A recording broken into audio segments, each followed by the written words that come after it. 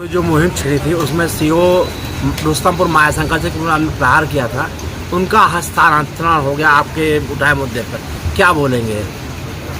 देखिए, हमने एक लड़ाई छेड़ी थी, यह कहना कि हमारे ही कहने से हुआ है। अरे उनकी सारी गतिविधियों को देखा गया, समयावधि को देखा गया और इसलिए उनका स्थानांतरण हुआ। उनका समय भी पूरा हो गया था, जो लड़ाई भी छिड़ गई थी, अब उसमें दोनों एकत्रित हुए तो इसलिए उनका ट्रांसफ़र हो गया। निश्चित रूप से गोरखपुर में आगामी भविष्य अच्छा होगा, इसकी हम लोग परिकल्पना करते हैं और यदि ऐसे ही लोग आएंगे तब तो और परेशानियां बढ़ेंगी, लड़ाई और बढ़ेगी। लेकिन यह लड़ाई जो है बहुत अच्छा हुआ। सीओ ऑफिस में किस तरह का उत्पीड़न होता है? देखिए, सीओ ऑफिस में नहीं, मैं पूरे कलेक्ट्रेट की बात करता हूँ। भ्रष्टाचार चरम सीमा पर है। आप हमारे वहाँ नायब तहसीलदारों ने भी लूट मचा रखी है और चकबंदी विभाग तो पहले से ही गया गुजरा विभाग है। बिना पैसे के कोई सांस नहीं लेना चाहता है, बिना रुपए के। देखिए, ऐसा है, अन्य अधिकारियों से और लोगों से मेरा किसी से कोई व्यक्तिगत दुश्मनी नहीं है। मेरी दुश्मनी भ्रष्टाचार से है कि भ्रष्टाचार समाप्त होगा।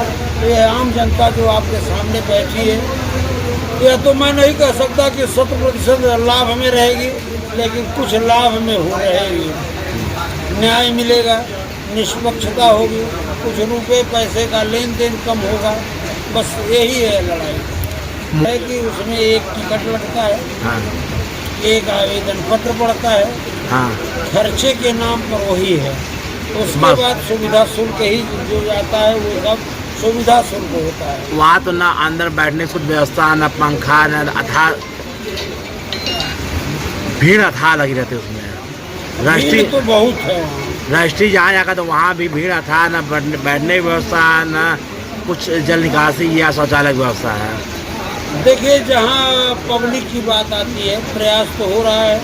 बहुत लड़ाई लड़ी गई तो देखिए आपके सामने नया कलेक्ट्रेट बन रहा है। उम्मीद यह करते हैं कि नक्शा मैंने देखा है, नक्शा अपने रिज्यूम में, नक्शा तो पहले की कार्य समिति ने पास कराया था, लेकिन उसमें जो संशोधन हुआ है उसको संशोधित करा करके और हर व्यवस्थाएं सुनिश्चित कराई गई हैं। यहाँ तक कि लैट्रिन, पेशाब घर, महिला और पुरुष सबका अलग अलग किया गया है। पाठा जी के दमदार व्यक्ति और कचहरी की हस्ती हैं, क्या जो गुणवत्ता का इस्तेमाल किया जा रहा है या जो बिल्डिंग में हुआ उससे आप संतुष्ट हैं? जो बिल्डिंग बन रही है उससे मैं संतुष्ट हूँ। आज को देखने से दिखाई पड़ रहा है। हाँ।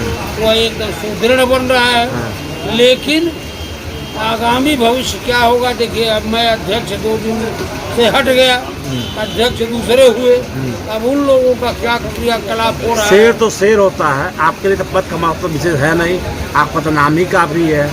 चलिए, ये तो आप लोगों की बड़मशाहत है। कचहरी का हाल कोई शेर नहीं हूँ, मैं इंसान हूँ, आप जैसा हूँ। कचहरी देखिए, नाली का हाल देखिए, सड़क का हाल देखिए, बरसात में जल जमाव देखिए, और आप एक दमदार व्यक्ति हैं। इस समस्या निदान कब मिलेगा? देखिए, आज अभी मैं सुबह डीएम साहब से मिल के आया हूँ। तहसील में जाने के लिए रास्ता और पानी भर गया। आप सीओ मायाशंकर सिंह भी उठाया हुआ है, तो उनका ट्रांसफर हो गया, तो फिर इस पर एक्शन क्यों नहीं हो रहा है? ऐसा है कि एक्शन सब पर चल रहा है, लेकिन ये कई बार सरकार पूरा नहीं कर पा रही है। पाठा जी सीओ मायाशंकर सिंह जैसे व्यक्ति को उखाड़ फेंके यहाँ से, तो फिर यहाँ कब न्याय मिलेगा, कब ये न्याय सब सही होगा? देखिए, मायाशंकर सिंह को मैंने अकेले कुछ नहीं किया, मेरे सारे भाई मेरे साथ जुटे हुए थे।